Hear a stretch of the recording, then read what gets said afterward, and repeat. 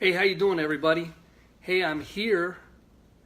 Hey, I'm here in Phoenix. I just arrived. I'm attending an Infusionsoft PartnerCon conference, and I wanted to talk about your business. Are you the last person to know that your business is going out of business?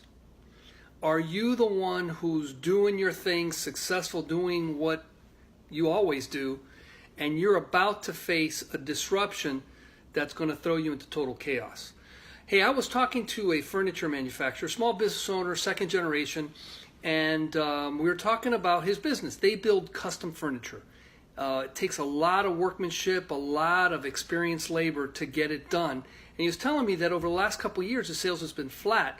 And he said actually last year, his year was lower for the first time than it had been the year before. And he was concerned. He was telling me, the internet's getting to me. He was telling me that wealthy clients, who are the ones that most buy his stuff, are going on the internet looking for something they like. Price is usually not a problem. They like it and they buy it even before they know that his business exists and could have served them even better. And in the same conversation, we were talking about disposable furniture. A lot of people today buy something that's trendy, something they like. They take the IKEA route, not because they're wanting to save money, but they want something that's kind of chic, interesting, new, with the idea that, when I don't like it in 2 or 3 years, I just throw it away and get something new. So that change in the way people buy is really eating into his business. I was talking a year back with a custom tailor. He does haute couture, I'm not sure how you pronounce it, but he does customs men's suit, typically to wealthy attorneys, bankers, people that wear suits every day, and he was selling them for $5,000 a suit.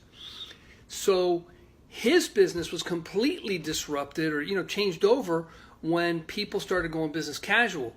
So what ended up happening was his high-end suits that required high-end labor, is slowly tanked over the year. And this guy will be retiring soon. And frankly, his business is going to retire with him after 30 plus years. So I want to challenge you. Who is the disruptor in your business? And I ask that to you almost facetiously because no one sees the disruptor coming. The taxi industry didn't see Uber. Blockbusters didn't see Netflix coming at them the way they did.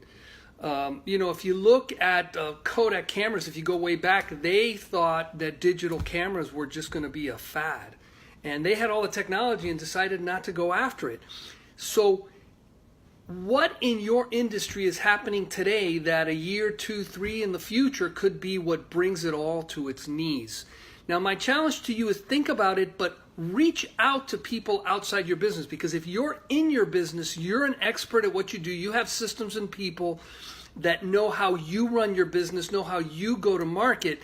It's kind of a blind spot for you.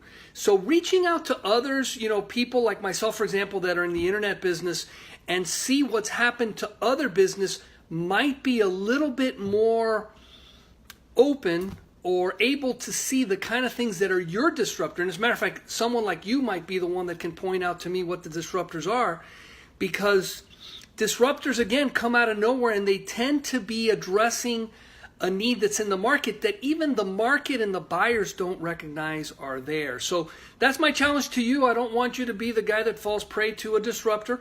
Hopefully you can become the disruptor in your industry or someone else in this industry, depending on who you are. So, that's my message for today. Hope it helps.